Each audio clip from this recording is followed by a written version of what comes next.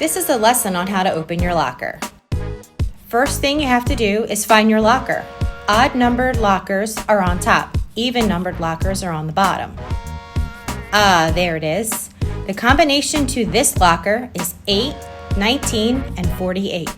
Now this is how you open a locker. Turn the dial to the right at least 2 times all the way around and stop at the first number of your combination.